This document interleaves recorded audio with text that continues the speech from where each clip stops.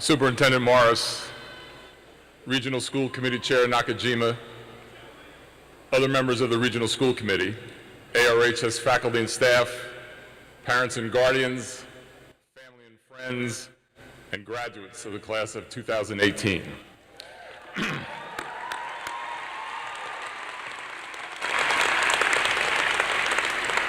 It is my pleasure to welcome all of you to the 154th graduation of Amherst Regional High School. Tonight we celebrate our graduates and their accomplishments, and at the same time acknowledge the contributions of all Amherst Public School faculty and staff for their work on behalf of the graduates across the last 12 years. And to that end, we've invited representatives from all our sending elementary and middle school to be with us on stage this evening. Their presence, along with the high school faculty, hopefully reminds you that for your entire career, from kindergarten to today, you've been enveloped by adults with a deep investment in your success. But before I introduce our invited guest, a word about the ARHS faculty and staff. These are adults who for the last 4 years have shepherded you. You've confided in them, trusted them, and willingly followed their lead. And importantly, in return, they've modeled for you what it is that maturity requires. So your and our debt to them is large. So at this time, I would ask the Amherst Regional High School faculty and staff to stand, and that we acknowledge them with a round of applause, and they're usually sitting right here at the base of the auditorium. Please stand.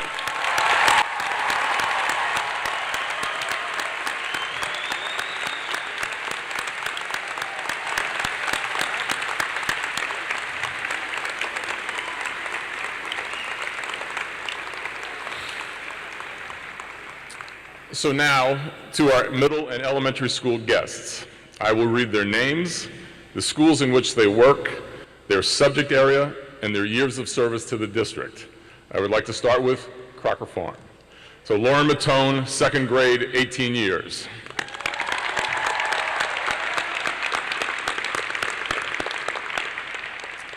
Fort River, Karen Bonneau, school secretary, 21 years, and she is retiring tonight.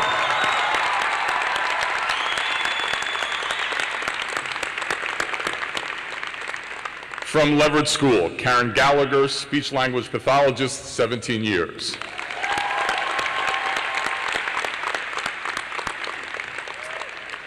So this next one is a twofer. So representing both Marks Meadow and Wildwood is Nick Yaffe, the principal, and 28 years in the district.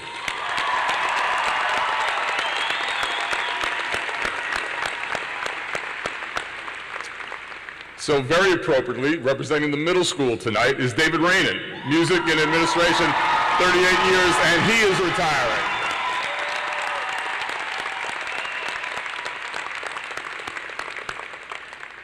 From Pelham School, Leon Hunt, special education, 23 years. Yeah.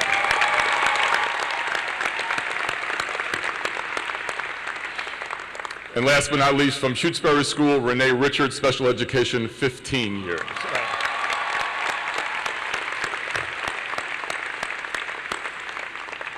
So I have a series of thank yous to do before we get going. So it is the case that my experience of this evening, this event over the years has been nothing but seamless.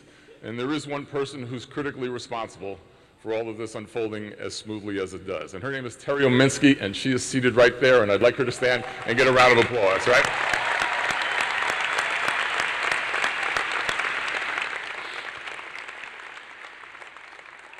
And a number of other people who are actively involved in the evening: Michaela Tarr, Kathy Tracy, Connie Capelli, Andrea Dustin, Brittany Clark. A special shout out to Ms. Haygood for putting everybody through their paces at rehearsal this morning. Right. And I also want to acknowledge and recognize Stephen Bechtel and Atticus Robbins, the two advisors of the class of 18, and all their work in support of this year's graduates. And Stephen is on the stage with us right here. Right.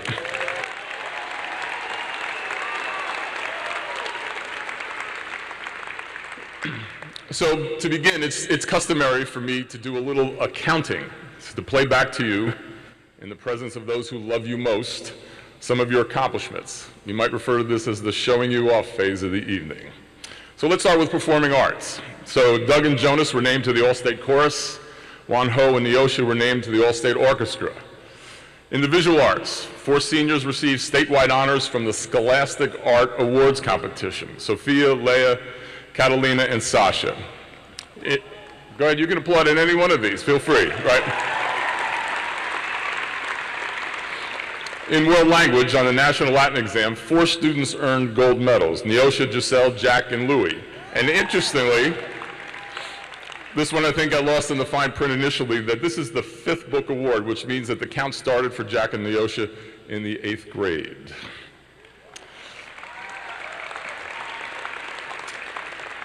So our Junior Engineering and Technical Society, otherwise known as JETS, the class of 2018 had 2 first-place teams across the 4 years, 2018 as a varsity team and 2016 as a JV team. 2 students participated in all 4 years, and they are Lee and Jack. So now to athletics. Sure.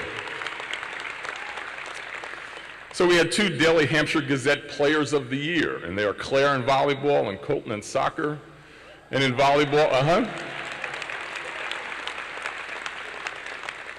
And in volleyball, Claire and Taya were all state recipients, and Claire and Taya were also both first team selections to participate in the Hall of Fame game. So in field hockey, this one I think kind of got lost as the year went on. I don't know that we acknowledged this as maybe appropriately we should have. So I want to just talk a minute about our field hockey team. They won the Sportsmanship Award from the MIAA. This is a statewide acknowledgement. So the senior field hockey players are Margaret, Jane, Tatiana, and Lindsay.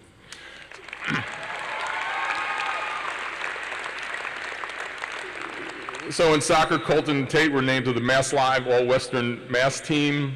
In football, Caleb and Alex were first team All-Western Mass. Leo and Juan were named to Western Mass Foundation Football All-Academic Team.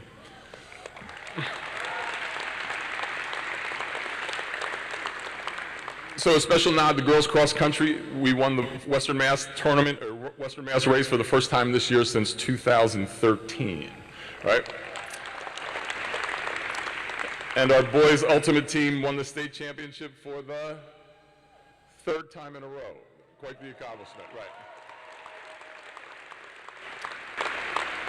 So I kept track and field to the end because that's still going on right now. And next week, Lude, Aiden, and Zach will be heading to the New Balance Outdoor Track and Field Championships in Greensboro, North Carolina to compete in their respective events.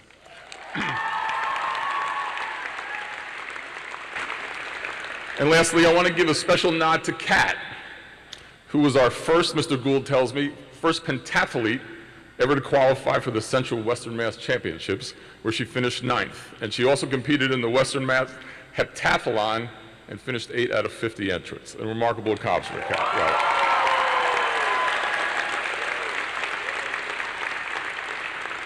Right. And finally, there's evidence of your deeper commitments.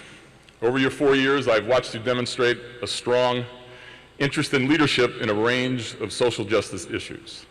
So of all the issues that animate you, from refugees to the environment to gun safety, I want to highlight the women's rights clubs for organizing Consent Week. I especially want to recognize Aviva and Abigail for their leadership. Your plan,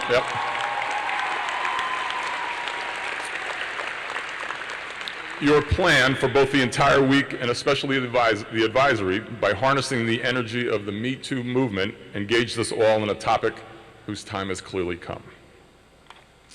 Okay, so that's the business end of the evening. Well, not really, but at least as it relates to me.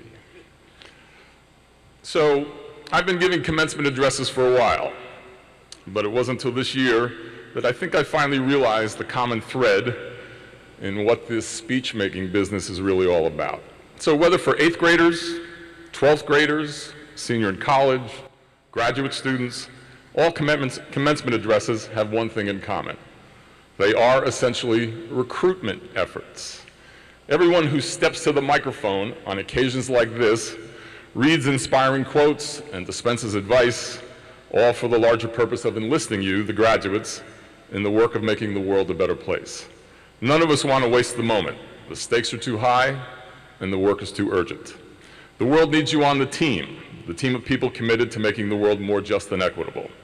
And I'm no different. So in short order, people my age will gradually step aside, and it'll become your turn to drive society's train. In anticipation of the leadership roles you will soon assume, tonight I want to focus on what I regard as a core adult competency. One that, in my judgment, fills a particular pressing national and global need. In this particular core adult competency, I would describe this way: the capacity to develop and express convictions without losing sight of the dignity of those who might not share them. And we have a great example, a great local example of this. And I saw a note of it in the Gazette this morning. So, and I assume many of you have heard of it even before the Gazette this morning. And it is last fall that a group of Leverett families, many of whom had or currently have students in our high school, hosted a group of families from Lecter County, Kentucky. What the two groups shared was a mutual interest in working to bridge the political divisions that currently characterize the country. One member of the class of 19 and 3 members of the class of 18, Abigail, Piper, and Alex, were involved in welcoming them to the Valley. And I know some of the folks from Kentucky are currently in town right now, and I believe one of the families is with us here this evening. If you read the NEPR article, the interviews with people from Leverett and Kentucky show how invested both were in not letting their political differences eclipse their human connection. None of them wallpapered over or surrendered their political convictions, but all of them worked to find within themselves the ability to manage the dissonance that comes with having to maintain a healthy regard for those on the other side of a political divide. I deeply admire this work. I would go so far as to say I'm humbled by it. And my hope is that we can all be inspired by it, and most of us can appreciate how really difficult it is. So if we're honest with ourselves, we all know how quickly we can start to roll our eyes and start squirming in our seats when we encounter ideas or people with whom we disagree. Yeah, but seriously? and oftentimes phrased more caustic, are typically what mark these moments. So my interest here is not to short-circuit vigorous or challenging debate or disagreement, or to limit our ability to stand against hate speech and harassment. But it is to head off reflexive disdain and dismissiveness, the very things that have us all retreating to our respective ideological corners. These all too common reactions come from a well-documented place. We perceive and describe the world in a way that we need it to be. Social psychologists refer to this as confirmation bias. Most of us get our news largely from sources that share a common point of view. Most of us surround ourselves with people who affirm rather than challenge our view of the world. And to preserve this echo chamber we have created for ourselves, we go to considerable lengths to flatten out or neutralize those who challenge it. So we need you to be part of this larger effort to improve our political conversations. This is hard, unglamorous work, but it matters. And since I've known you for a while, I have confidence that I'm talking to the right crowd. And rather than conclude my remarks with some rhetorical flourish that is short on specifics, this year I actually have a concrete suggestion. So when you find yourself with the impulse of, yeah, but seriously, really, or worse, welling up inside of you, try this instead. That's interesting. Since I don't see it that way, can you tell me more? So this is it, the fork in the road. You should know that for about every educator I know, and if I canvass these folks right here, I could probably get an amen, that the joy that accompanies graduation is tempered by an undercurrent of sadness. So here's the secret. We'll miss all of you. Over our 4 years together, all of us have forged relationships that really will endure. I wish you well. I can't wait to see how it all turns out for you. Thank you.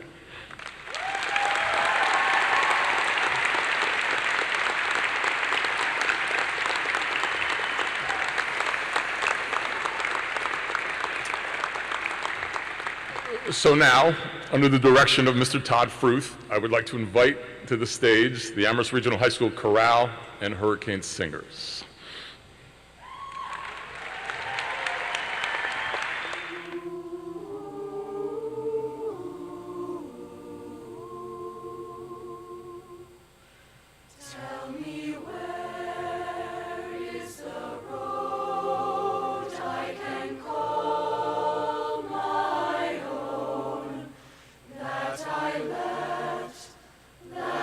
Call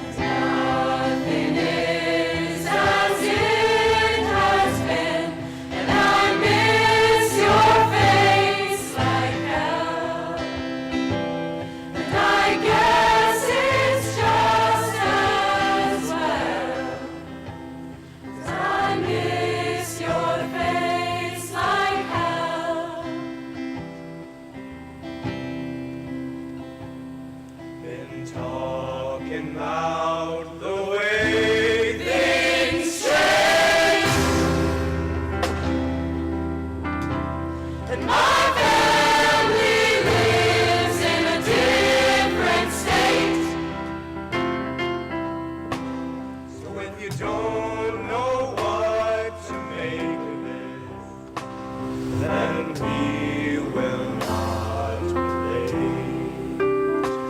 So if you don't know what to make of it, then we will not relate.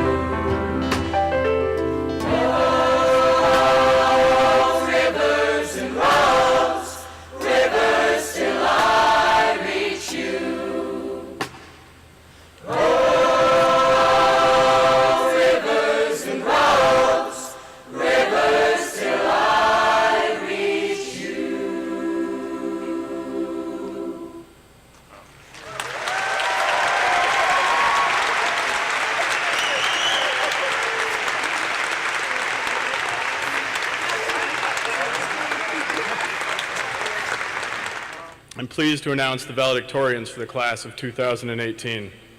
The class of 2017 only had 3, but the class of 2018 stepped up their game and finished the year in double digits with 11 class valedictorians.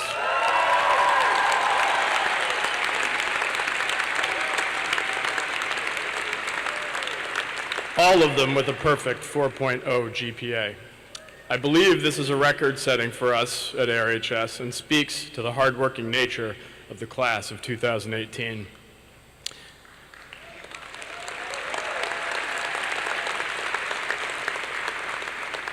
I've been given strict orders to keep my introduction short tonight, which is challenging with this much talent to introduce. Occasionally, in my line of work, I end up pinch hitting for a pregame announcement before athletic events.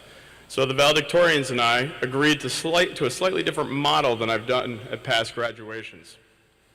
So, welcome to the Mullins Center tonight, where our class of 2018 valedictorians will take on the world.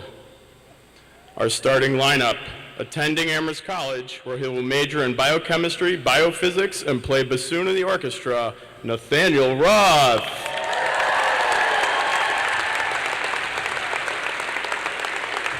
Attending the Massachusetts Institute of Technology, where she will study environmental engineering and continue in violin performance, Neosha Narayan.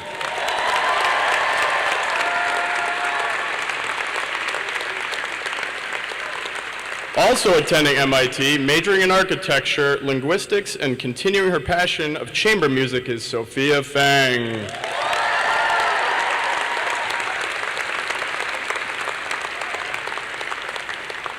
Heading east to attend Tufts University, where she will study art history and cognitive science and work in the Aikman Art Gallery, is Catalina Yang.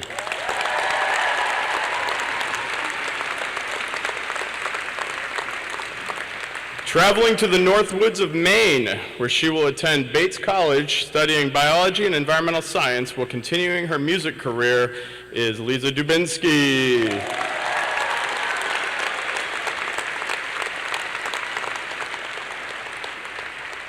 Liza, excuse me. Been practicing that one. Attending Worcester Polytechnic Institute, where he will focus on math and join the D&D club, is Stanley Cleash.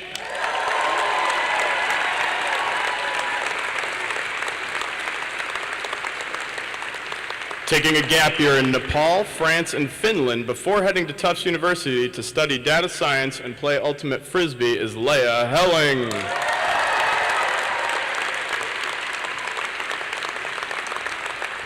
Staying local at Amherst College, studying math, history, and visual arts, and saving the bees is Tessa Levenstein.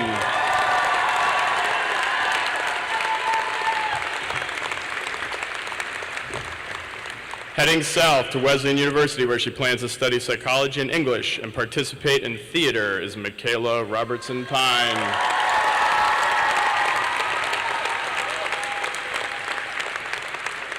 Attending Mount Holyoke College, where she will study pre-veterinary sciences and join the equestrian team, is Piper Lacey.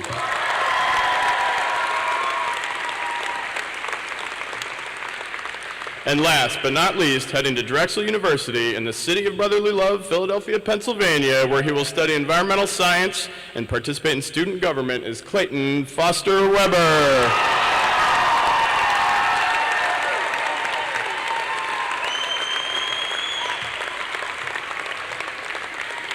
So please join me in celebrating the accomplishments of this incredible team of valedictorians.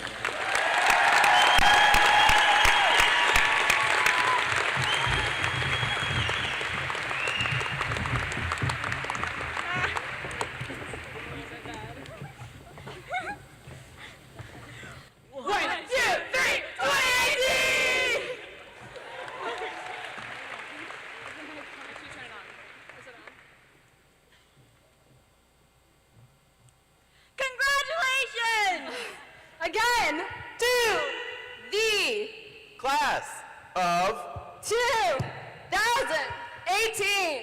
and Okay, no, guys, this isn't gonna work, guys. We gotta figure out a better plan.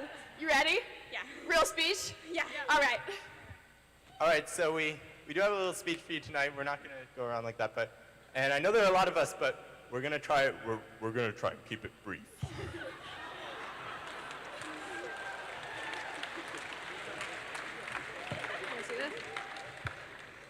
Hello, everyone. It is such an honor to be here. We follow in the hallowed line of ARHS valedictorians, including our very own state rep, Solomon Goldstein Rose, class of 2012. Neosha, it's just so good to know that maybe we too, like him, can be elected to public office and spend so much of our time back at Amherst Regional High School. When we all gathered together yesterday to smush this smorgasbord of a speech into a working thing, we agreed that the title of valedictorian is in some ways arbitrary. It is not uniform school district to school district. It is not based on kindness or cleverness or intelligence or creativity. It is silly for us to stand up here as if we have some divine knowledge on how to conquer our future. We are not authorities on the subject. We are 11 high school seniors. We are naive and hopeful and clueless, and we don't have clairvoyant advice about the next few years of our lives because we have not yet lived them. We have the same information as the rest of our class, the information given to us by all of you. We have learned so much from our staff, teachers, and classmates, and so much more from them than we can hope to return to you in the next 10 minutes. But we have been given 11. We have 10 remaining. We hope if you choose to listen, you can find some meaning in this haphazard speech that was written for you.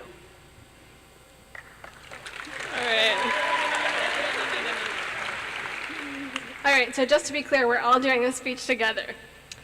This year, one of the most important things I learned was that everyone has problems, and people's battles, whether financial, physical, emotional, mental, or something else, are often hidden. Privilege is something that we all sometimes take for granted, even if we don't consider ourselves privileged. It's sometimes important to look around and consider ourselves lucky for what we have. For example, We, the class of 2018, are sitting in the Mullen Center graduating today because we have the privilege to have access to a quality public education, something that is not a universal right in this world or even in this country. I also learned that we cannot make hasty judgments based on the way people look, talk, or act, or the brightness of their smile. The way we act toward others should take those hidden battles into consideration. We must all become better and kinder people by recognizing our flaws and constantly working to better ourselves. This year especially, I found that the best motivation to improve comes from within myself. I learned that when we feel ourselves becoming better people, we find new parts of ourselves and we better the community around us.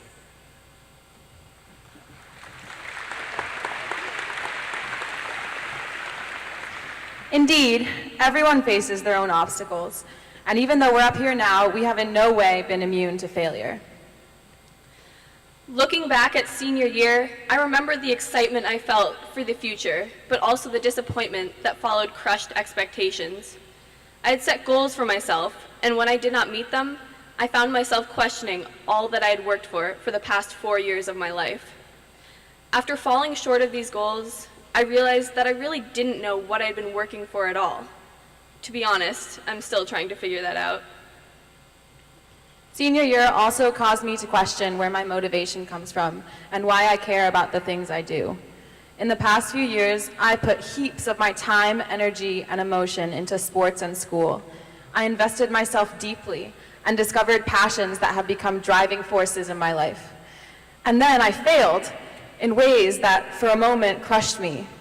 Without accomplishing what I had aimed for, I began to lose sight of why I had tried in the first place. But what I soon started to see was that I couldn't live my life for a title or an outcome. I had to live it for the journey. Surrendering so much of my sweat and tears to the things I loved, that in and of itself was the point. So whether it's not getting into the college you wanted, not making the team, not getting the big role, the grade, the promotion, we all have and we all will experience failures in our lives. But the outcome, whether it be a success or a failure, does not define any of us. The hours of work, the people who help us, the passions that drive us, that is what shapes who we are. When our motivations come from within ourselves, when every fraction of what we do feeds our souls, that is the truest form of success. And class of 2018, so much success awaits us.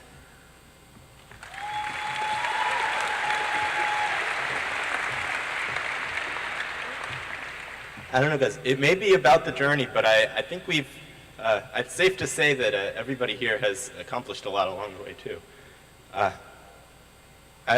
I may have achieved a lot here myself, and I've certainly had a lot of fun, but I'm one of the few graduates who's not actually from this district. I'm a Schools of Choice student from East Hampton, which means my default option was East Hampton High. Instead, I applied by lottery and came a half hour by car every day to get to ARHS. I chose to come here, and I haven't regretted a single thing. My experience here has been the best ever, and I'm very lucky to be an ARHS graduate. We are all so lucky for so many reasons to call ARHS our home. I'd like to venture a guess and say that most of us have probably been counting down these last few weeks until these last few days, just, itching to leave. And yes, we do deserve to do that because we've accomplished so much here, but it would be a shame to take these amazing opportunities and this wonderful community for granted, and we can't do that today. So today, we remember just how lucky we are. Today, we remember that we attend a school with so much freedom built into the curriculum. A school where we can choose so many of our classes and design projects based on our passions around our brains. We've shaped our own educations. We've found our own agency in our learning as well as in our lives as we've grown up and changed together. We've distilled our triumphs and our setbacks into a confidence that will follow us even as we leave this place towards the future. This agency that was so generously gifted to us by the faculty and administration did not only mold us into great students, it shaped us into passionate teachers. We are leaving this school now as young people who are able and, more importantly, are eager to help others learn, to express our own ideas and create change for ourselves and our peers. And for that, I am so eternally proud and grateful for us and all of you.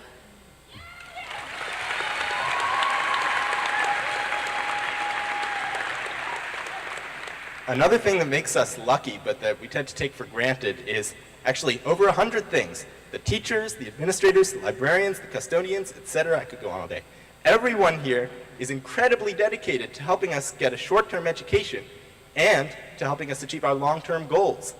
More than that, I've been amazed time and again with my teachers' ability to talk to us like human beings, have regular discussions with us, and respect our individual needs.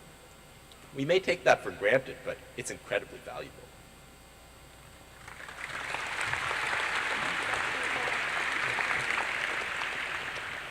Our graduation today as the class of 2018 is a success that is not just our own. Yes, we have made it here, but it's not just us. Amidst the turbulence of personal plans and struggles this year, we may have forgotten the people around us who deserve so much of our gratitude. So today, we'd like to step back and remember and extend our deepest thanks to the teachers, the office and guidance staff, the custodians, our families, friends, and peers who have made this day possible. We especially want to express our sincere appreciation to the faculty members retiring this year. You have all contributed so much, each in your own unique way, to help make ARHS a better place. We wish you the very best as you begin the next chapters of your lives, and we hope you have a wonderful time pursuing your passions, spending time with family, and catching up on sleep. And we'd like to thank all the faculty. Thank you for your support and encouragement throughout these years, sacrificing your free time to stay after school late, giving us hope even as we struggled through those 10-page papers and highly procrastinated problem sets. Most of all, thank you for listening to us and valuing our voice in and out of the classroom. In addition, we want to give our love and gratitude to the guidance office for saving our lives and our futures during senior year. We also want to thank Mr. Jackson for giving us the freedom to express ourselves, for being inclusive of everyone in the school community, and for instilling in all of us the importance of being kind and respectful to each other. You helped make ARHS our home for the last 4 years, and we will never forget our experience here. And Mr. Keenan, thank you for your smile and your good morning every day as you hold open the door, reminding us that Wednesday is indeed the first day of the weekend.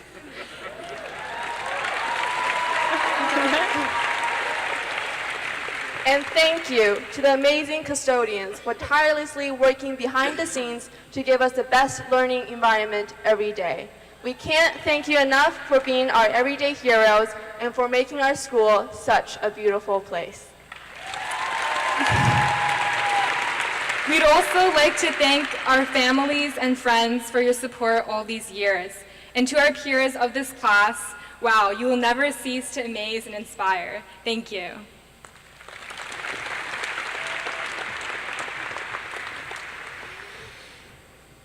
I would like to take a minute to recognize that there are several other students among us who deserve to be up here. They might not have been able to get a 4.0 GPA, but have done their work to the best of their ability. Some students have done all that they can despite the fact that they have a disability holding them back, a difference that can make learning a challenge for countless students, and for most of them, accommodations are provided. The ARHS Regional Schools special education programs provide these accommodations, but their aid is rarely recognized. Through the special education programs, my transition into high school became more manageable, and my ability for self-advocacy was encouraged in and outside of classes. With its help, I have had the chance to succeed.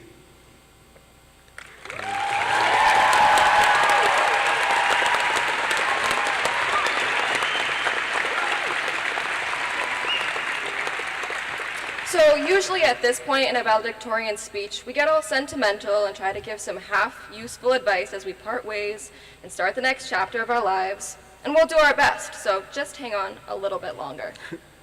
We know we wouldn't be here without the encouragement and the support from those who have shaped us. But now it's time to use their guidance and lessons to be self-sufficient. We are no longer going to be having someone to hold our hands or schedule our doctor's appointments. Wait, we have to do that? Yeah, I know. The worst part is when you stop scheduling doctor's appointments. But before that, we hope that you can all truly find happiness. Every day above ground is a good day. There we go. One thing's for sure, though. We've done a whole lot of growing up in our time at ARHS. We walked out of those front doors for the last time as completely different people from who we first walked in as. Our only hope for you all is that you will pursue what makes you happy. Refuse to let limits for yourself, and never regret being truly who you are.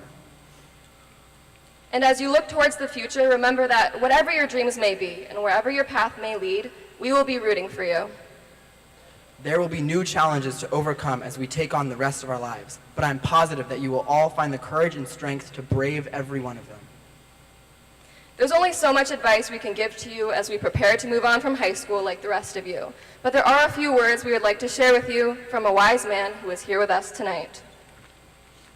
Whatever you do, Do it with pride. Do it well. Remember, life is what you make of it.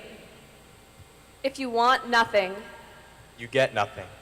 If you want the world, It's yours. Go for it. the world is yours. Mike Riley, ARHS custodian.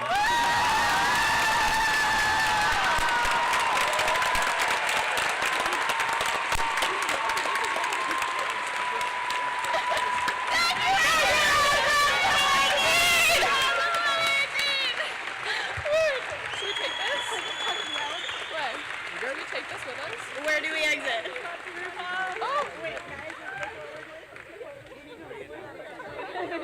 Good evening. The class of 2018 is great, aren't they? They also have great leaders. And I'd like us to take a moment to appreciate the hard work that a small number of dedicated students have put in over the past 4 years to ensure that the class of 2018 had a strong presence on campus and also had outstanding senior events such as last week's prom. Audience members, kindly wait to applaud until I read all of these names. Thank you. Students, and you are still students, at least for another 40 minutes or so, when I call your name, please stand up to be recognized. I would like to recognize General Class Council members Arcadia Cook, Lou Jean-Louis, and Malia McDonald.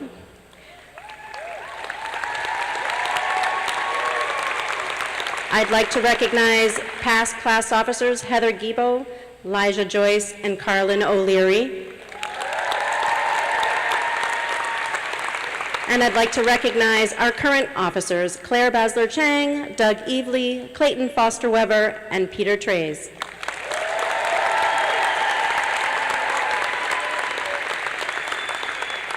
I'm excited to introduce the student who will be speaking to you on behalf of the Senior Class Council. He's been an active member of the Class Council for 4 years, all while earning a 4.0, serving as an officer in the Environmental Action Club, and this year at least, serving as one of the captains of our undefeated boys varsity ultimate team.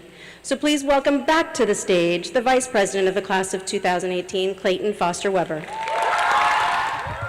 Hi. I'm Clayton Foster-Weber, and I'd like to once again welcome everyone here and to congratulate the class of 2018.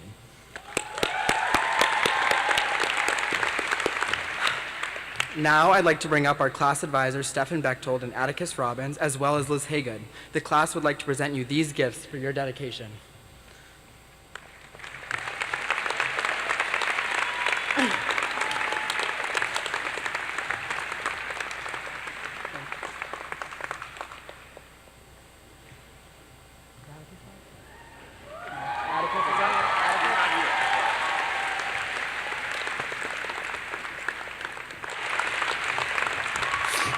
Now, it is an honor to speak on behalf of the class. I am grateful to be speaking to you all. And I'm warning you, I'm super prepared for this because 2 years ago I took our required public speaking class. So yes, I am an expert speech giver. I have spent 4 years with you all at the school. I spent a lot of my time trying to keep my head down and get through it. My eyes were pointed at the floor and I was scared about anything unknown in the future. But I have met some people and done some things that reminded me to keep my head up. And now that my head's up, I can finally look around. And now I want everyone in this room to know that I see you and I believe in you.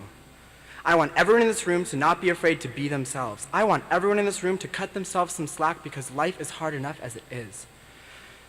I know you have all worked so hard to get here, and you should be more proud than you know. Enjoy it. Just in case you need any added confidence, just look at what you've all done. We are students, athletes, artists, actors, builders, leaders, organizers, dancers, gamers, singers, and maybe some skaters. No matter our passion, we worked for it, and it gave us a sense of identity. 93% of us are going off to college next year. 22% of us will go to a 2-year institution. And 71% of us will go to a 4-year institution. These are the highest percentages in recent years. 6 of us are going outside the country for a college spanning, or outside of the country for college spanning from the UK to Montreal, and a great number of us will travel all around this country for schooling, as far as the West Coast and as close as home. Some of us will be heading to the workforce, or combining work with college. Some of us will be heading to technical schools for auto mechanics or culinary arts. We have 4 kids from Amherst going to MIT, which has never happened before.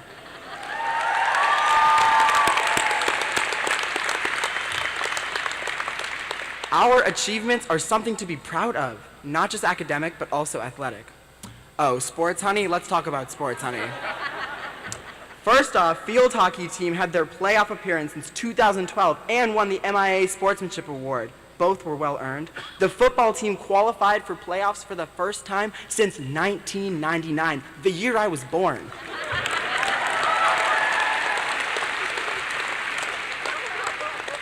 Boys soccer made it to playoffs and has been to Western Mass many times, and they didn't let us see or hear the end of it.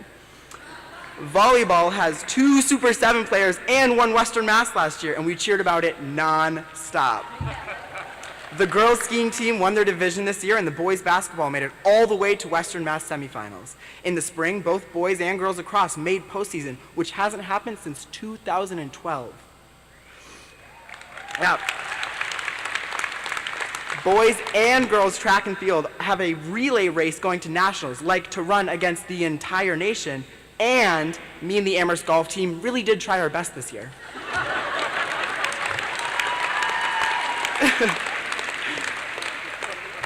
Not just sports, but hobbies excelled this year as well. My ultimate frisbee team has won back-to-back-to-back state titles and went undefeated this season. But more importantly, the chess club got a sign outside of the library, so it's been a big year at ARHS. As Schools Matt Switch is going to the championship soon, and the Jets team placed 1st in the state and 4th in the nation in their division. Some of the best and brightest from this nation have hurricane blood pumping through their veins. The ARHS Theater Company put on another great show this year. The 25th annual Putnam County Spelling Bee was phenomenal. P-H-E-N-O-M-E-N-A-L, phenomenal. It was about another school, but I'm sure next year they'll do one about how interesting, magical, and musically inclined the halls of ARHS are. We had impressive student leadership that brought our grade together and accomplished some outstanding feats. I want to thank my fellow class council members, both elected and unelected. I also want to thank my following class council members, Peter and Elijah, for working to unite this class.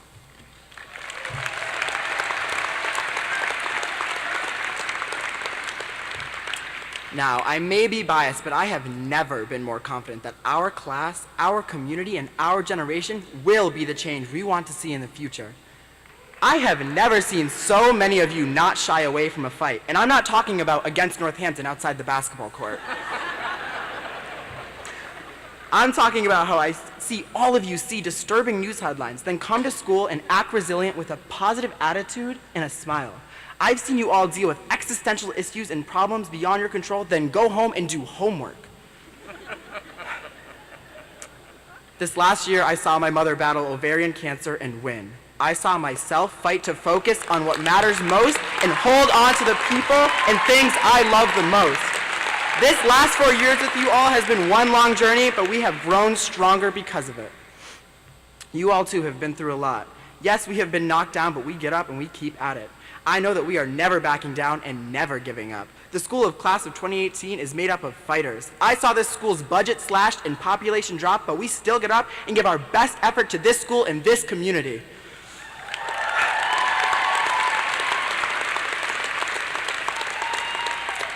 And on that note, our class cannot thank the outstanding faculty and staff in the Amherst Regional School System enough. I want to thank the teachers, school administration, library staff, secretaries, custodial staff, guidance officers, the bus drivers, cafeteria staff, and the maintenance crews for doing the work behind the scenes that got us here. In a society that doesn't always thank public school staff enough, I want to say thank you, and that you do not go unnoticed in the eyes and the hearts of the students whose lives you have changed forever. Anything we do and become was due to your action and guidance, so thank you. And this goes without saying, but I'm going to say it just because it needs to be said 1,000,001 times.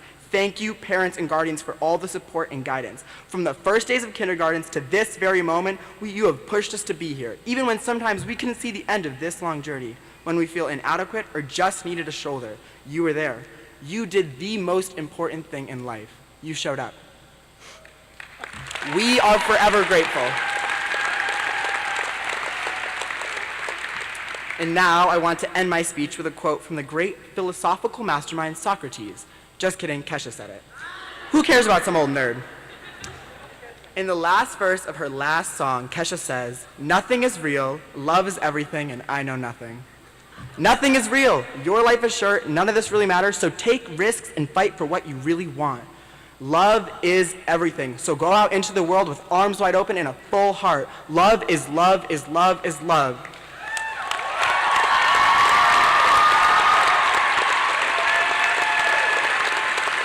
And I know nothing. Never, ever stop learning and growing. Fight to be better, we have to. I know I now can't drop my head again. I am looking upwards and forwards, and I see a class full of fighters with unlimited possibility. Thank you, and congratulations to the class of 2018.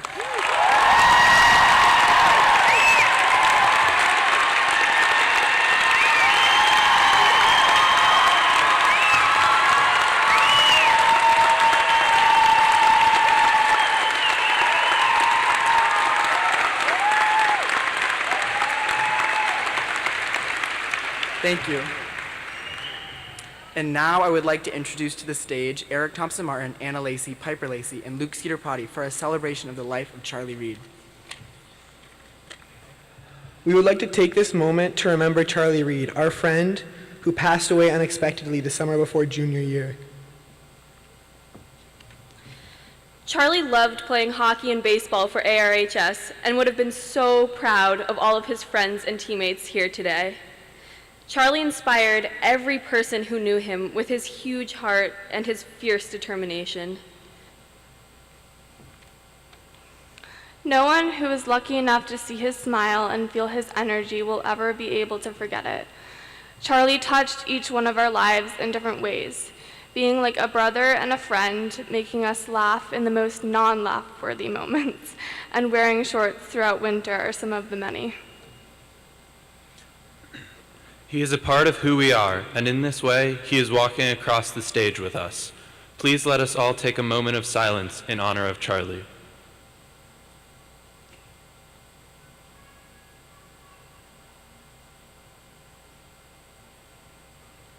Thank you.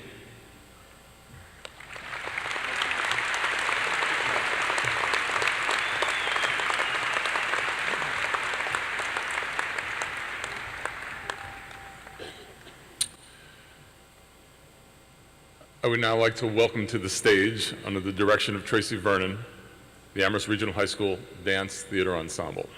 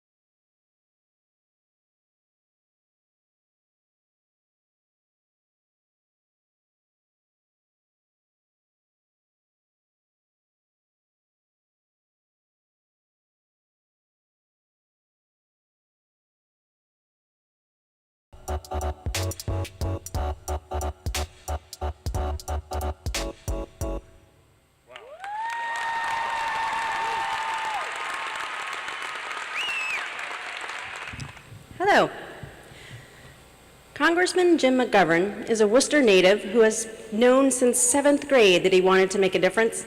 He began his lifelong political career by volunteering on the 1972 presidential campaign of Senator George McGovern, no relation, and he held signs and knocked on doors for the senator's anti-war campaign. If my math is correct, he was only 12 years old at the time. He worked his way through college at American University in Washington, D.C., and he was an intern for Senator McGovern's office. And then he went on to manage the senator's second presidential campaign in Massachusetts, delivering the 1984 nominating speech during the Democratic National Convention in San Francisco. Before being elected to office, Congressman McGovern worked for Massachusetts Congressman John Joseph Moakley from 1982 to 1996, serving as a staff assistant, press secretary, and legislative director. He was elected to the House of Representatives in 1996, and through his work in Washington and at home in Massachusetts, Congressman McGovern has been a voice for the most vulnerable and a strong advocate for working families. Congressman McGovern's interests and influence are wide-ranging. He has been an advocate for making college more affordable and authored a bill to increase Pell Grant funding. He successfully, I got a Pell Grant. He successfully fought to defend the Land and Water Conservation Fund, which provides grants to preserve open space. He authored legislation to give tax credits to employers who pay the salaries of National Guard members and reservists called to active duty. Congressman McGovern is co-chair of the bipartisan Tom Lantos Human Rights Commission, which investigates international human rights abuses and recommends how the U.S. should foster respect for democratic values abroad.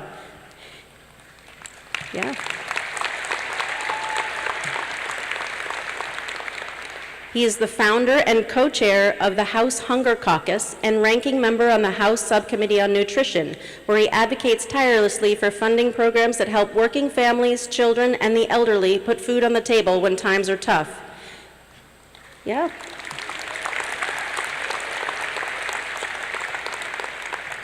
He also authored the McGovern-Dole International Food for Education and Child Nutrition Program to provide school-based meals for millions of children in some of the world's poorest countries.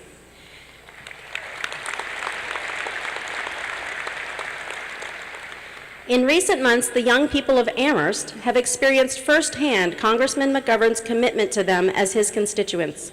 In late February, he read into congressional record excerpts from a letter sent to him by Amherst Regional Middle School students imploring Congress to do something about gun violence.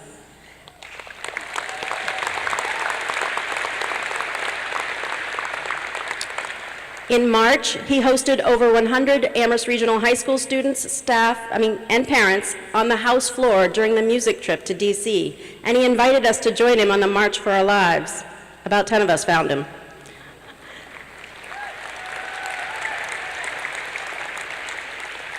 And just last week, Congressman McGovern visited a group of 6th grade students at Fort River Elementary School as part of their civic literacy union. Congressman McGovern's work on behalf of Massachusetts and the nation has a proven record of success. We are honored that he has agreed to share in this evening's celebration. So without further ado, let me present to you the 2018 commencement speaker, Congressman Jim McGovern.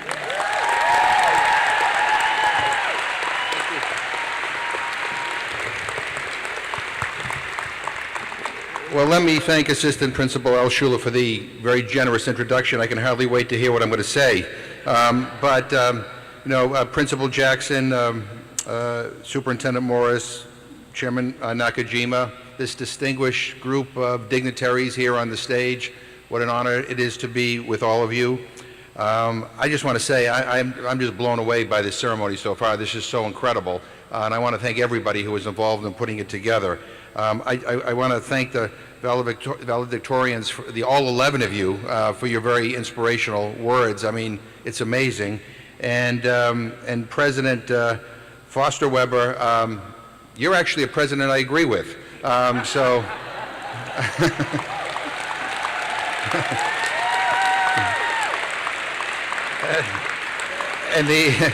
And I want to thank the orchestra and the dancers and the chorale that sang up here. And I mean, this is absolutely amazing.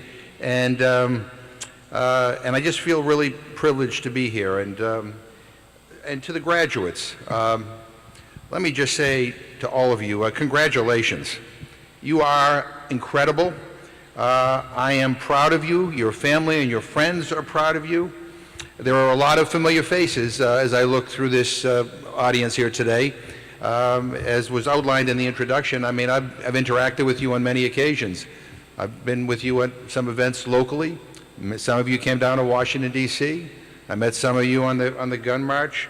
I've gotten emails and letters from many of you on subjects that range from climate change to LGBTQ rights.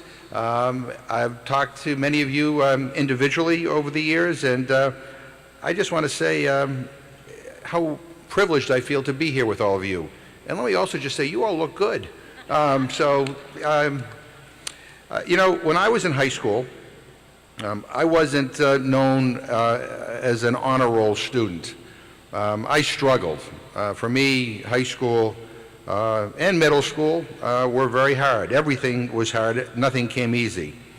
And you know, I think when I graduated from high school, I think I could hear kind of this collective sigh of relief from all of my teachers when I finally got my diploma.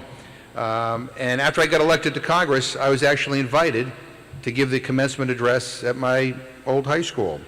And I began by saying to everybody, especially my teachers, I just wanted to thank all my teachers. I wanted to thank everybody for inviting me. But I said to all my teachers here, surprise, because I don't think any of them thought I was going to run or get, certainly if I ran, never get elected to anything, never mind Congress. But I continued my acknowledgement by basically telling my teachers and all the faculty and all the staff and all the administrators and everybody that was part of my high school just how wonderful they were. You know, that that how much I appreciated the fact that they believed in me. They inspired me. They never ever gave up on me. And no matter how much I struggled, you know, they said, you know, we all blossom at different points in our life. And, you know, keep at it and, you know, you'll succeed. You know, so I know you'll feel the same way about your teachers. I know you've acknowledged them. I think they deserve one more round of applause for all the incredible gifts that they have given you. Now, I know it's customary at graduation ceremonies to say to the graduating class that you will be our future leaders. But that implies that you're not leaders already. You are. I think that was evident by those who spoke up here on the stage. But as I said in my opening, there are many of you who I've gotten to know over the years. Some of you have marched with me on with radio personality Monty Belmonte on our annual Monty's March, which is a 43-mile walk from Springfield to Greenfield to raise awareness about hunger in our communities and to raise money for the Food Bank of Western Massachusetts. Some of you, I've seen at my town hall meetings or at my office hours. Some of you I met when you came to Washington. Some of you I had the privilege of joining with you at the March for Life, for our March for Our Lives in Washington to protest the fact that Congress hasn't done a damn thing about gun violence. And I could go on and on and on. But I just want you to know that you're already making a difference. You're already making a difference. You're already leaders, and I'm just here to say keep it up. It's worth it, and I do believe in you.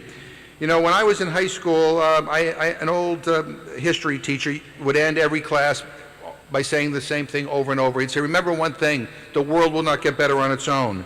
And to be honest with you, when I was in high school, I didn't even know what he was talking about. But now I do. As I've gotten older, I've come to appreciate that sage advice from my old history teacher, because what I've come to appreciate is that nothing good happens, nothing of consequence is ever accomplished unless like-minded people, good people come together and demand that things change. You know, when you think about some of the great movements in our history, the Civil Rights Movement, for example, you know, the Civil Rights Act or the Voting Rights Act didn't happen.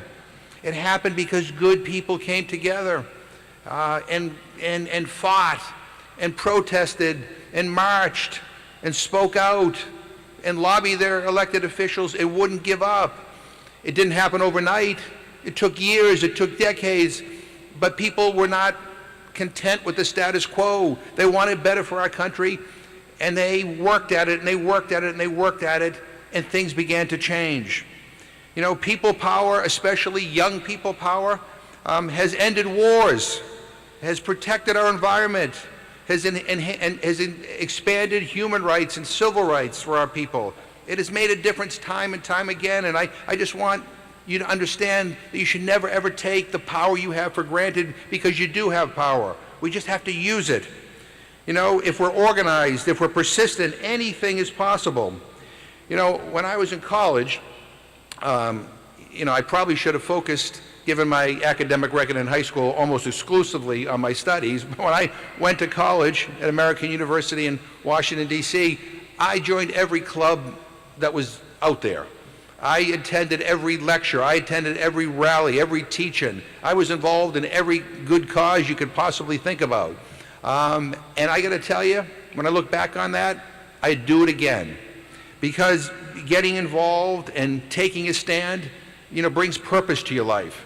It's rewarding in and of itself, but you're actually involved in doing things, in making our community and making our country and making the world a better place. And I remember, you know, I had a teacher who had formed this club to protest U.S. involvement, or U.S. support for the racist apartheid government of South Africa.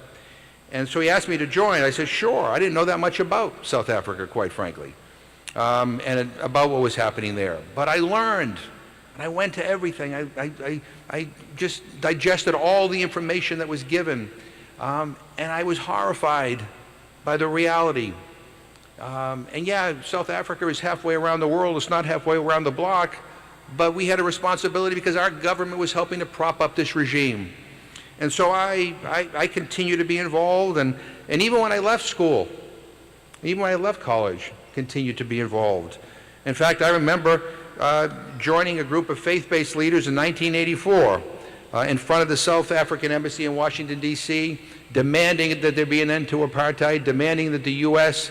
Begin to stand up for human rights, and getting arrested as a result of that.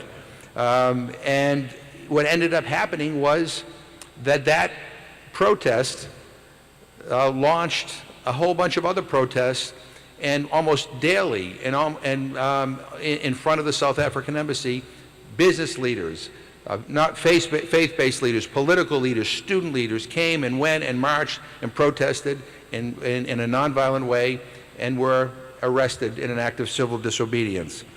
But to make a long story short, it wasn't until the early 1990s that regime in South Africa basically collapsed, and Nelson Mandela became the first black man to be president of that country. But to this day, I look back and I say, I was proud that I was involved with that. Now, I'm not here to say that my involvement alone made this incredible difference, but I was proud to be part of a movement, you know, of thousands and tens of thousands of people all across this country, millions of people across the world who wanted something different, who wanted things to change.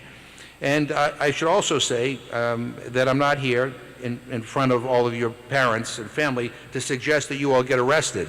Although if you read history, throughout our history and world history, civil disobedience has played a constructive role. So sometimes it is merited. And if you guys ever get arrested for a good cause, call me. I'll bail you out. Don't worry about it. But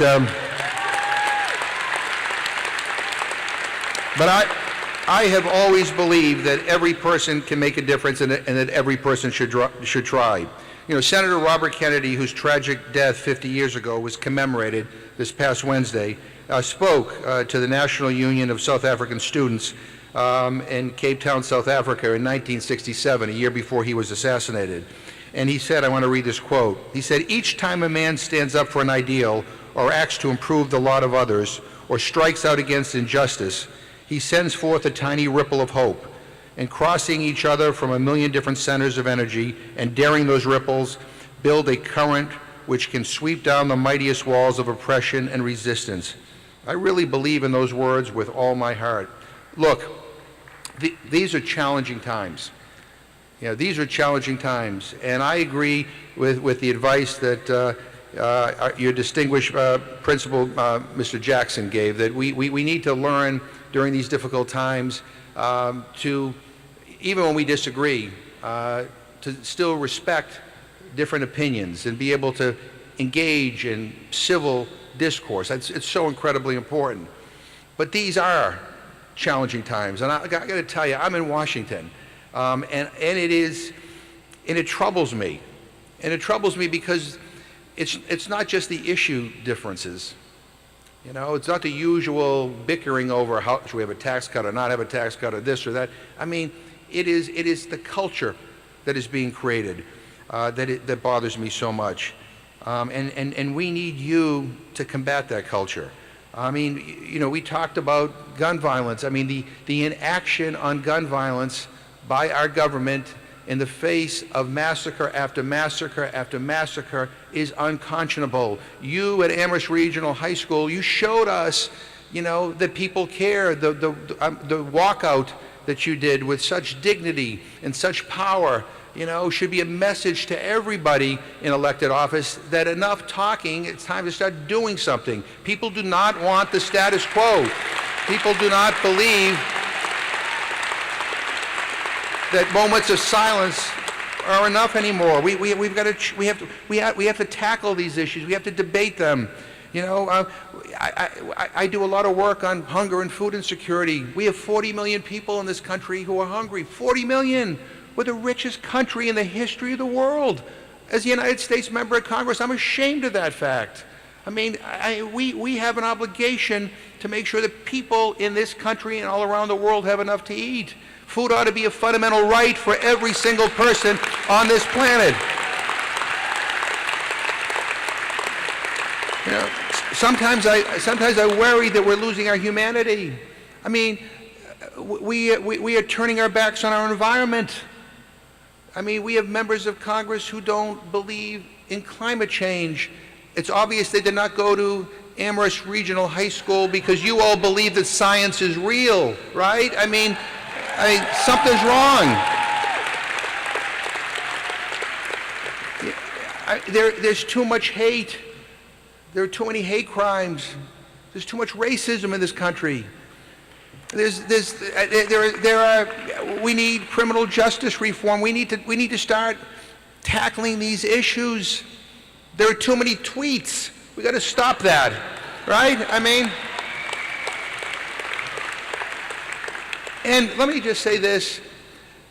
Let's all understand that we are a nation of immigrants, and that the immigrant community in this country deserves to be treated with more respect and dignity. We ought to welcome people who are coming to this country. But you're going to help change those attitudes because you get it. You get a great education here. And no matter what political parties people want to subscribe to, the values that you have, that you were taught in this community and that you were taught at this school will remain with you forever and ever. And so I think here's the deal. With all that's going on, it can be overwhelming. And sometimes there's a tendency when things are so overwhelming to pull the shade and say, you know what, I'm just going to tune out for a while. You can't do that because what's happening is so important. And I really believe that a few years from now, people are going to ask you, what did you do?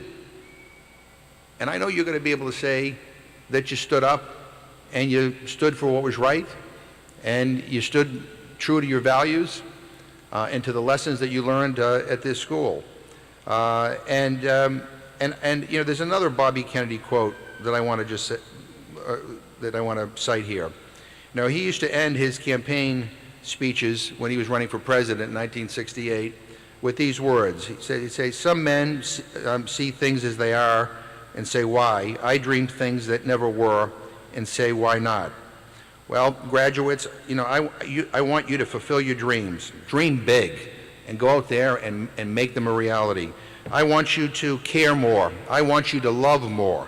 I want you to fight harder for justice. I want you to fight harder for peace. I want you to end all wars. I want you to be troublemakers, but only good trouble that I want you to make. And in closing, I want you to all to know that I stake my hopes for the future on the energy, on the wisdom, and the conscience of young people like you. You're an incredible group who's assembled here. And I have to tell you, I am in awe of all that you have done during your career at Amherst Regional High School. You are unbelievable, and it has been a privilege to be able to share this day with you, and I just, from the bottom of my heart, say to you, congratulations, and go out there and change the world. So thank you very much.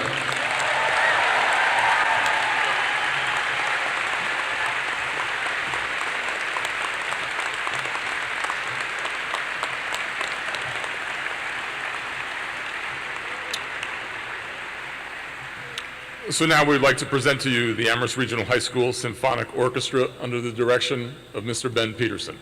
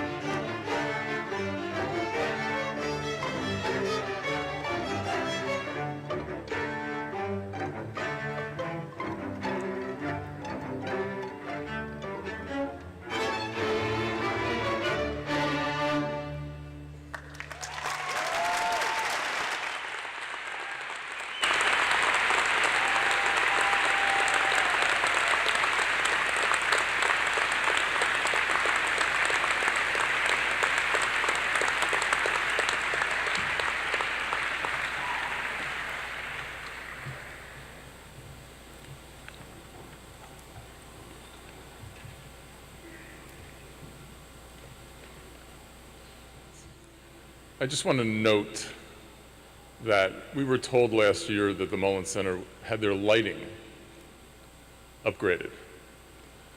And I don't think it registered last year, but it really registers right now. Because one of the things that is apparent to me now that hadn't been for a long, long time is that the section of the arena where the Amherst Regional High School faculty typically sits for years was in shadows. And I assume it started last year, but again, it's the first time I've noticed it. That row right there is entirely illuminated. And I find that fitting. So we're at a part in the program where we're acknowledging in a very specific way 2 members of the faculty. But the fact that there's this very bright light that shines on a very incredibly talented and gifted collection of people, I think is a great entree to this moment. So for the last time tonight, the Amherst Regional High School faculty.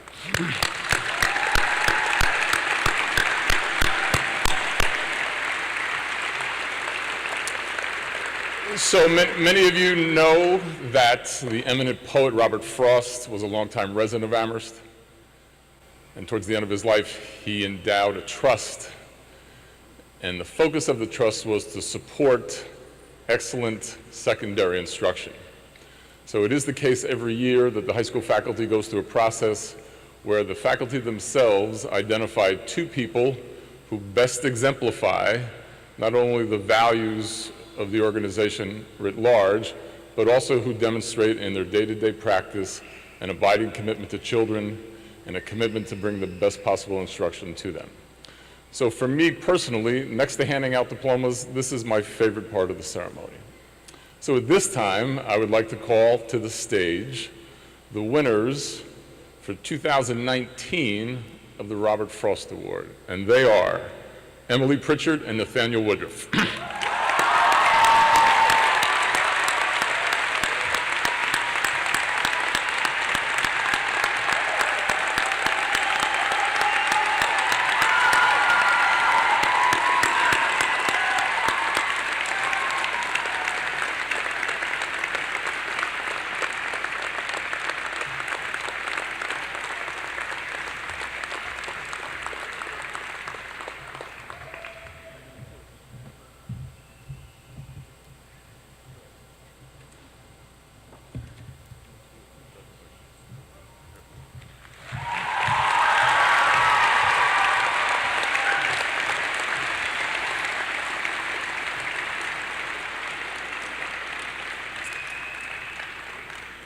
And now I would like to present to you our Superintendent of Schools, Dr. Michael Morris.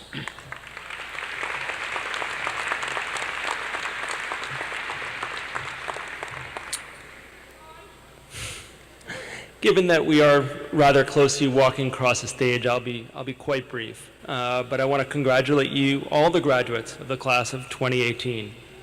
You all have made an indelible impression on our schools, preschool through 12th grade, throughout your time in our multiple districts. I also want to make a point to congratulate the families and friends in the audience of the graduates. You provided essential support throughout your child's experience that resulted directly in your child walking across the stage in a few short minutes. I'm going to ask the graduates, it's hard with a cap and gown, if you could turn your bodies as much as you can, and let's give a big ovation for the folks in the audience.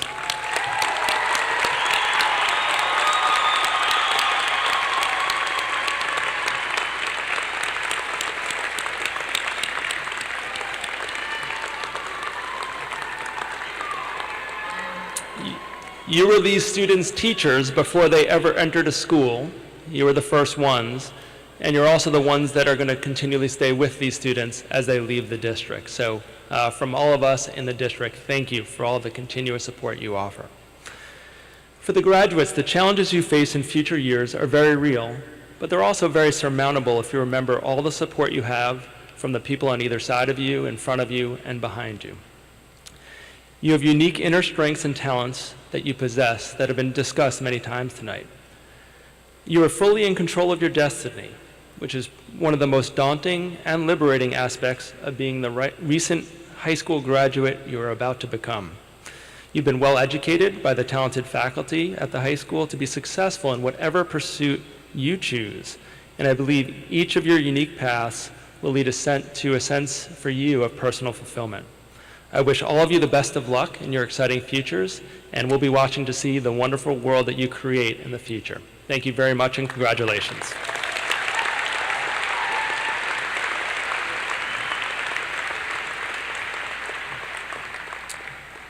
And now I'd like to present the chair of the Regional School Committee, Eric Nakajima.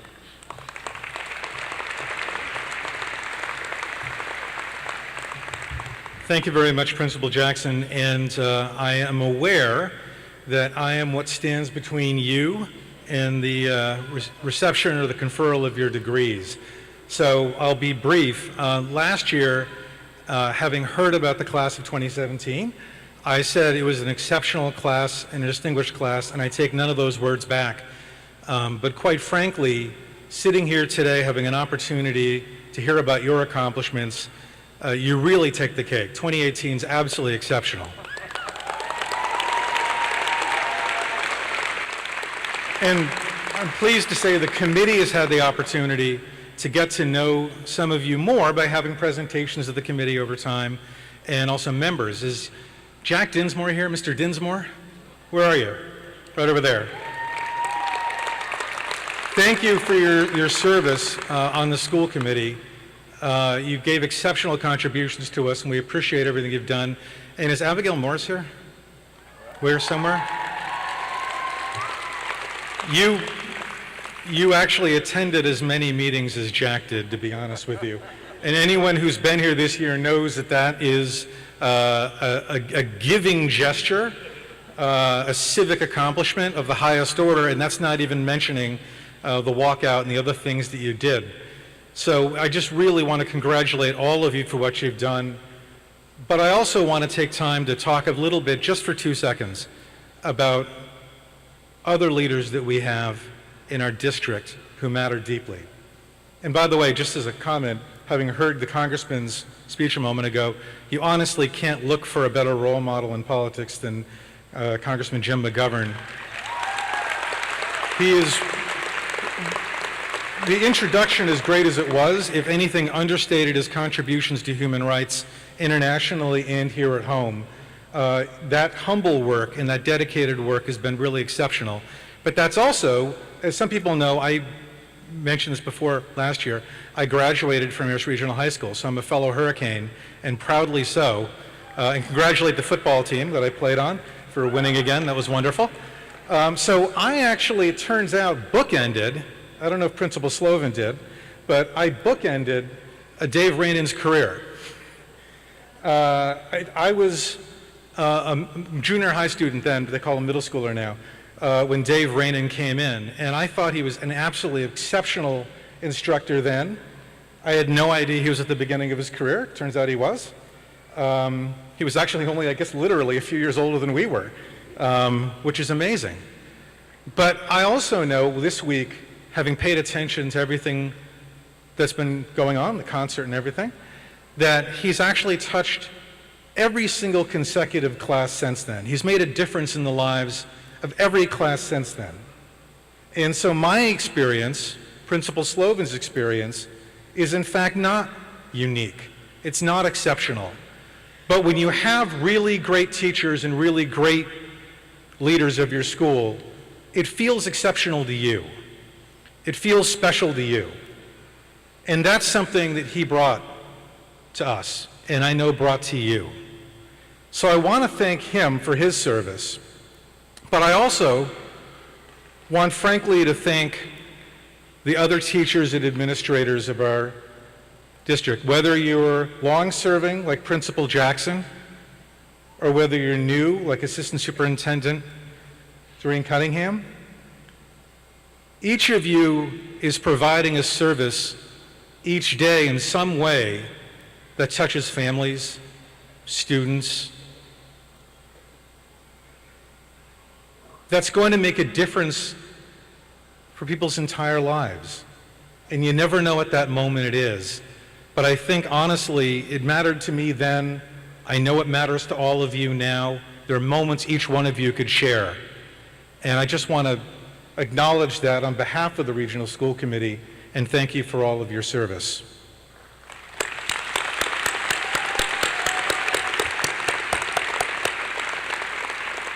With that, the most important words I have to say, as chair of the Amherst Pelham Regional School Committee, I hereby certify that all members of the 2018 Amherst Regional High School senior class who are present here tonight have completed all the necessary requirements and are entitled to receive a high school diploma.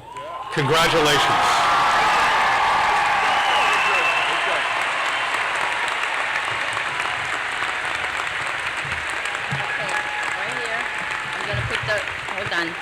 Got it. Yep. Tell me when to go. Okay, don't speak into the mic until it's time.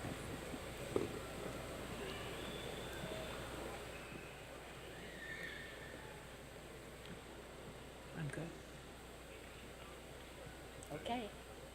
Stratton Clark Adams.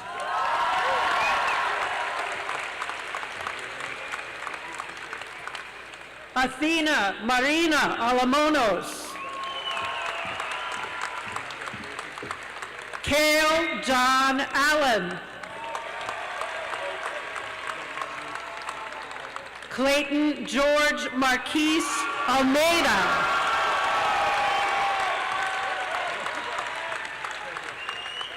Eric Alexander Alvarado Castillo. Liam Daniel Ashburn.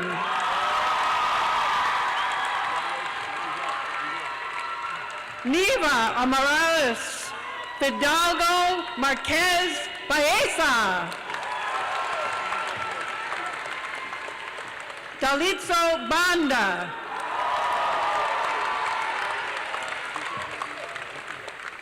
Claire Evelyn May Basler Chang.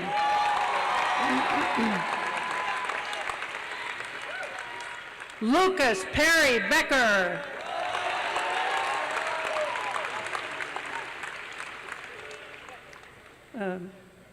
Theodore Bainan Belak. Sorry.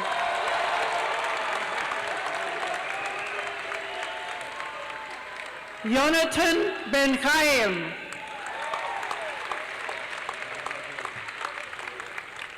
Anya Lynn Benson. Audrey Rose Bird. Malcolm Joseph Blinder. Sadie Rose Blumenfeld. Alvaro Lee Burrell III. Clayton Lawrence Bowser. Luca Florian Bashir. Helton Cabral de Silva. Lindsay Ray Campbell. Brandon Michael Candelaria. Rebecca Michelle Carricker. Eliza Pedasano Carson.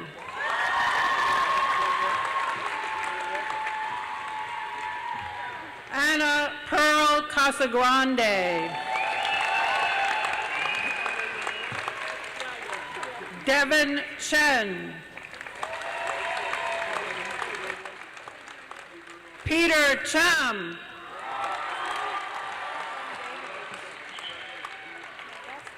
Gracia Chingila Gonzalez. Celia Rosenberg Child. Yunjin Choi. William Booth Christie. Isaiah Edward Coleraine Clark. Stanley Robert Grayson Cleash. Ayla Jamie Connor Kirschbaum. Arcadia Mabel Rupp Cook. Robert Finian Cooley. Elida Dos Santos Correa.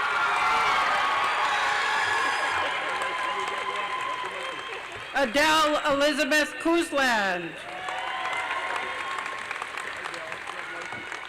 Livia Barnett Whalen Cox. Matia Ann Craig.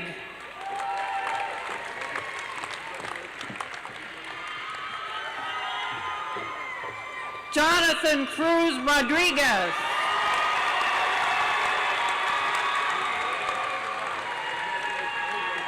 Lacey Dawkins. Alexia Catherine DeSotti.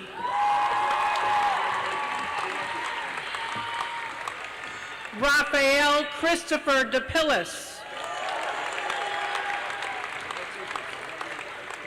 Lillian De Silva Beal.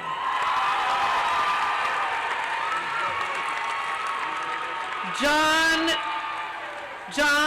Deep.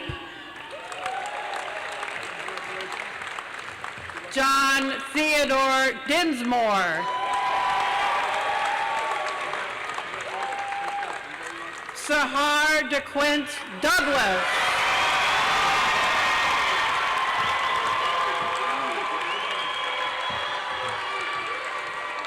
Liza Wallace Dubinsky. Keegan Eckert.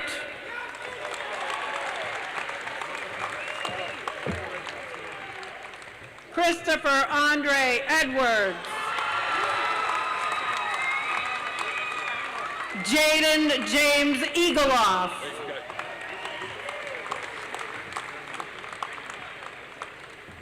Maria Aya.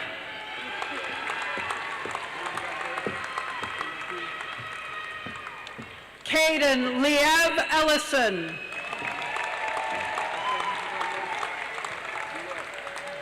Natalie Mio Elliott.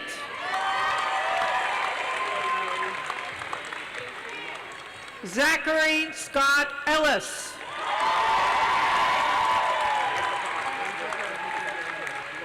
Brett Edward Evans.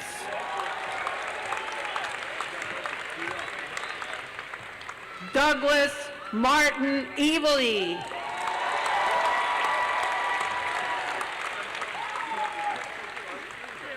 Brendan Hubler Yule. Sophia Yanghua Fong. Brandon Tolman Feldman. Caleb Sebastian Farrow.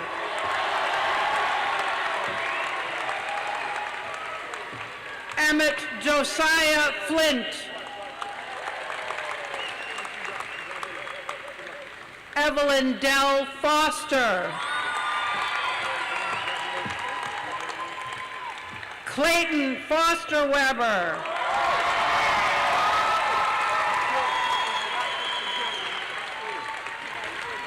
Aiden Robert Joseph Raymond Foucault Etheridge.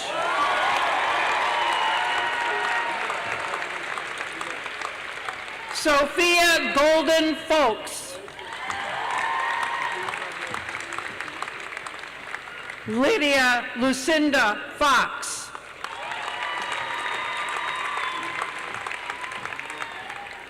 Augusta Porter Fricka.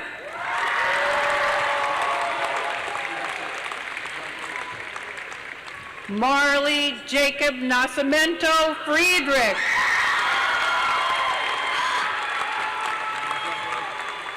M. Fuller.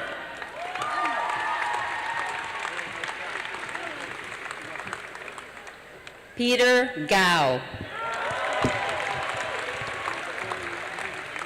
Alexander Garcia Fernandez.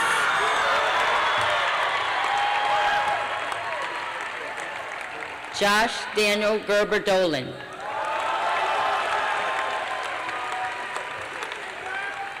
Idabel Nicole Herena Ratcliffe.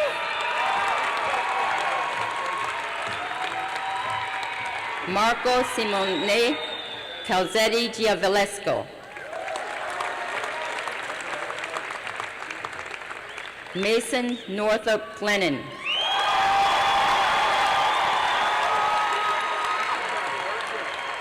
Declan Hugh Gray Mullen.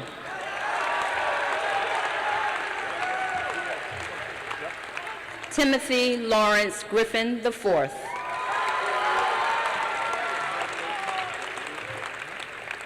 Pablo David Griswold Morales. Heather Marie Gilbo. Kiara Akiva Hardnett Barnes.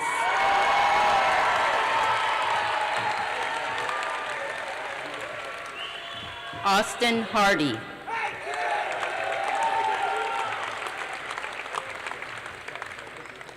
Kanila Ray Hatch.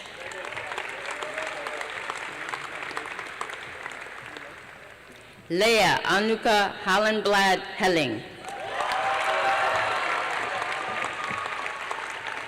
Anna Giselle Hennessy.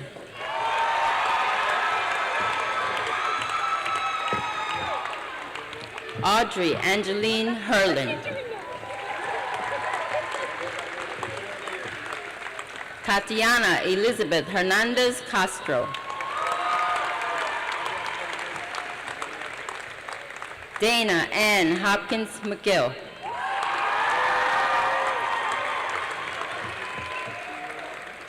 Emily Hu.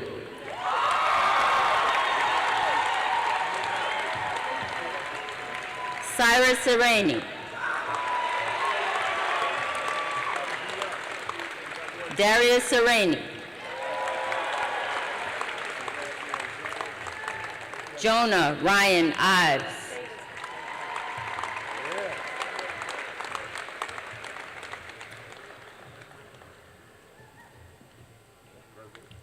Samuel Otis Jackson.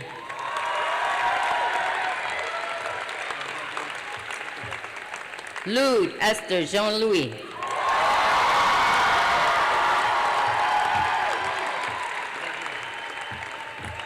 Julia Rose Jemsek.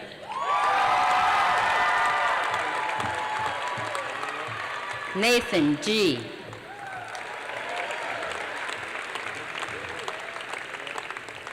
Alita Mariana Alejandra Johnston. Elijah Sky Joyce.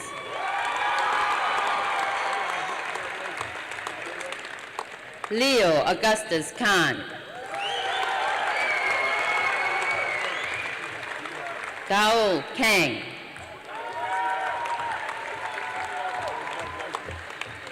Jonas William Kaplan Bucciarelli. Caleb Michael Kennedy. Eric James Klein.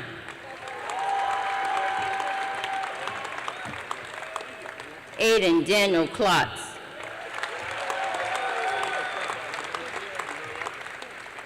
Kevin Kirangozi Komoyingo.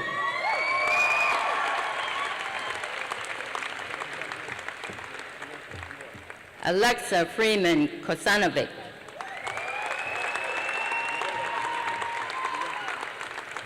Isaac Bouvier Kupferschmidt.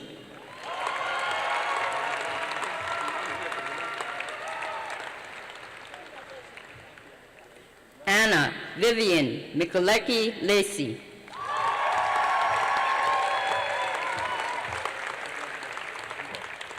Piper Dorothy Mikulecki Lacey. Michael Lam.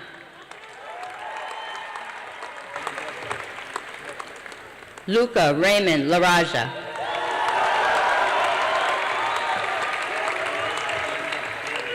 Catherine Sophia Larson.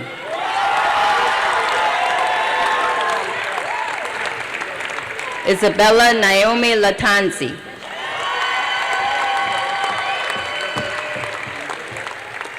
Abelize Lebron Colon.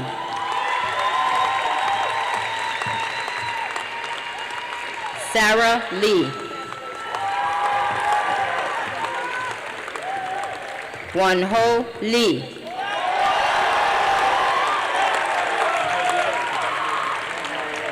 Ethan Robert Lefebvre. Riley Elise Lepak.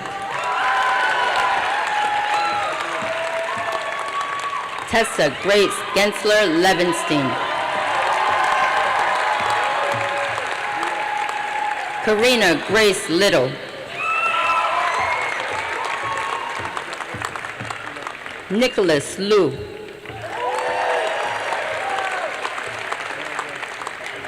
John Ryan Lloyd.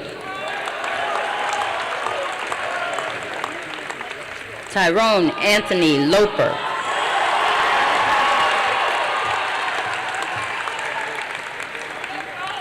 Liliana Rodriguez Mendez Lopez.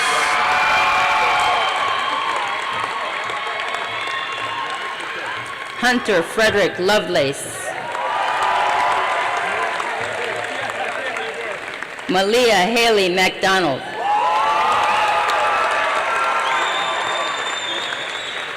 Honore Auguste Mandiami.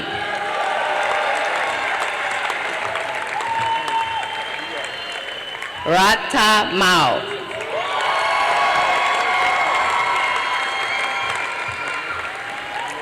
Stephanie Guadalupe Marroquin Alvarado.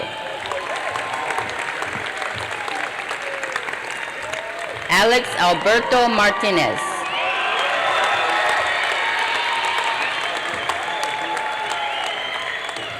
Taya Haley Mathers.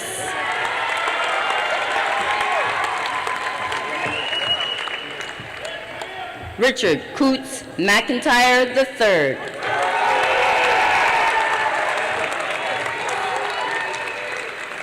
Jasmine Desiree McMickle.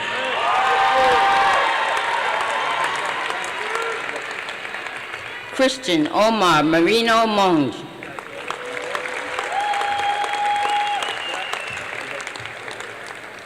Austin Taylor Miles.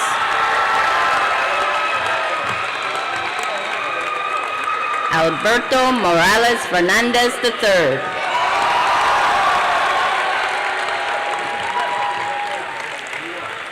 Abigail Goldner Morris.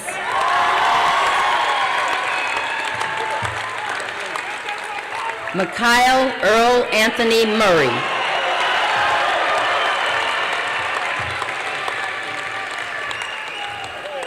Bardia Nagash.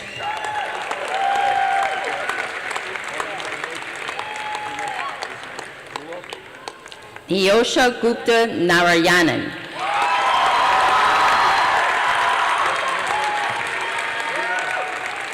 Anna Colette Nijelski.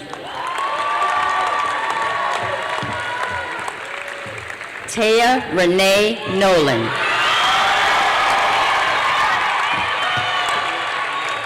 Jane Alice O'Connell. Margaret Tessa O'Connell.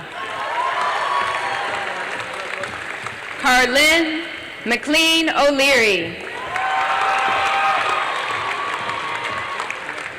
Malcolm Olensky. Anavia May Oliver Clemens. Brandon Anthony Parham.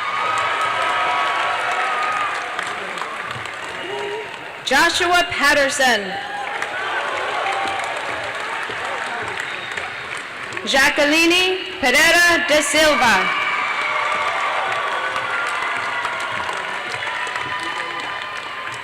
Jeffria Faith Kadiana Bella Peters. Jonathan Thomas Pickering.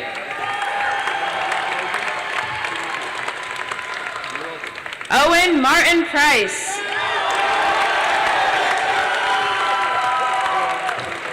Gabriel Avi Randall. Elizabeth Ann Redmond.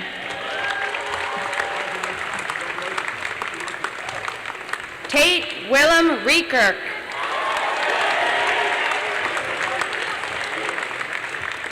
Marvin Antonio Rivas Ayala.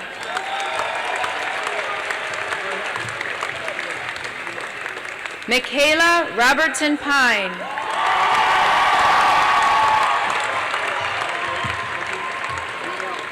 Nicholas Astor Robley Strauss.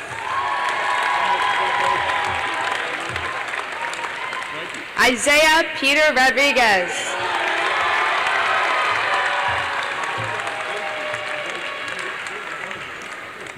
Fiona Ann Rogers.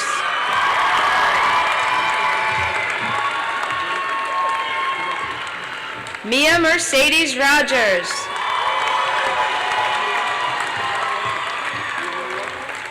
Justin Dominic Rosa.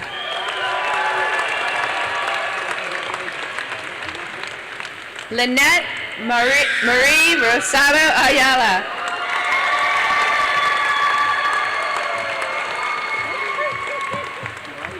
Jonathan Guillermo Rosario.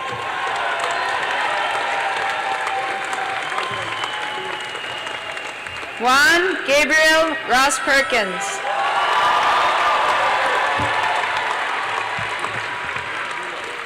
Vincent Martin Rotello. Nathaniel Bevan Roth.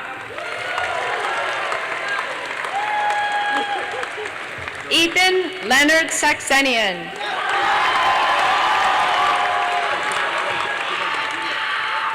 Alexander Dominic Cheruto.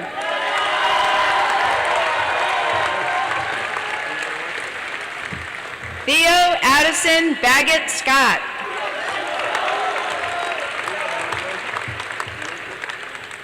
Caleb Klein Seaman.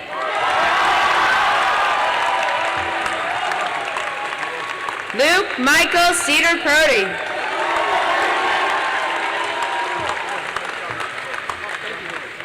Racha Sahi.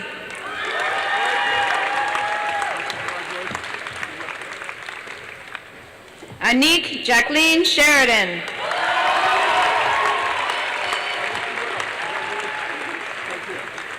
Bradley Franklin Sherwood.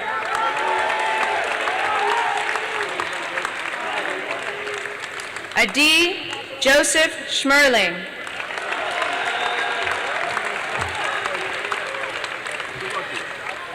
Denzel Dante Schuler.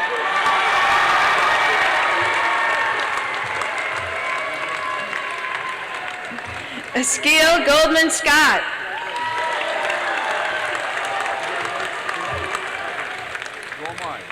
Jakob Tobes Goldman Scott.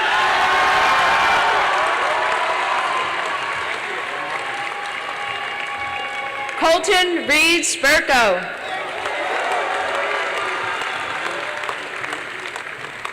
Alicia Ellen Starkweather.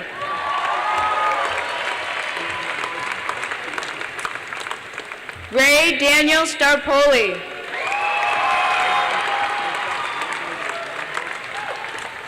Leif Alexander Stevens. Shannon Lee Sullivan. John Terry Swanson.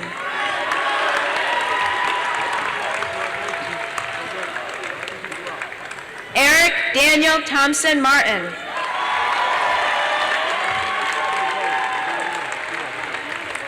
Livia Tomasek.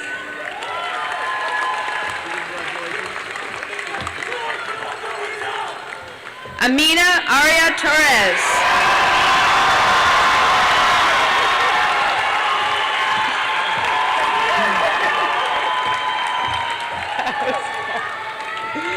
Peter Frederick Trace.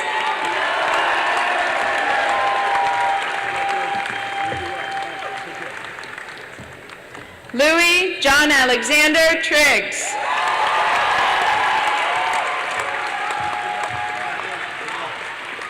Mitchell Andrew Turner.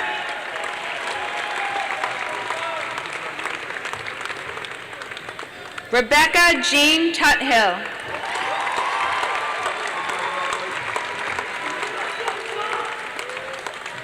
Chantana Jean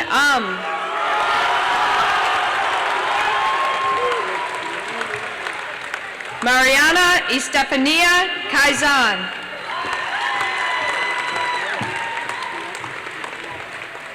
Alexa Naya Vargas.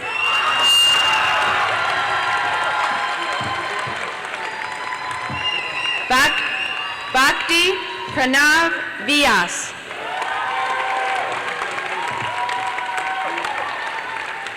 Rua Abdallah Wahas.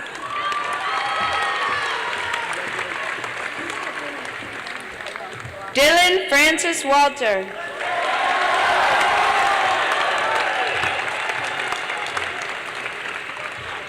Carrie Wang.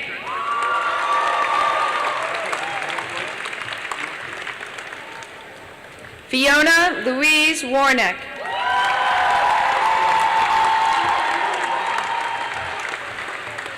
Aviva Sophie Page Weinbaum.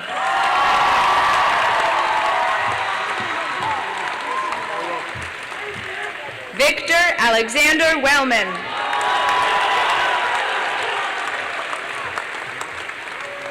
Tristan James Bailey Cox Whalen.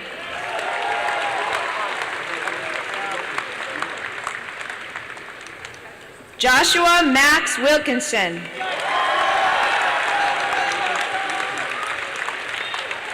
Lucas Benjamin Willock.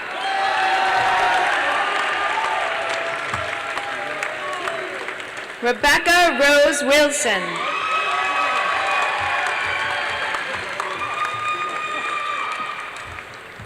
Chase Woodard McNiff.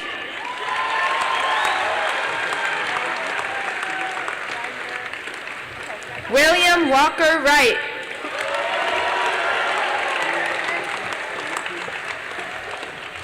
Catalina Mengyao Yang.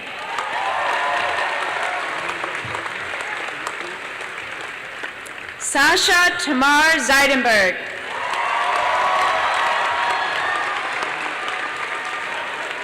Hanglong Zhang.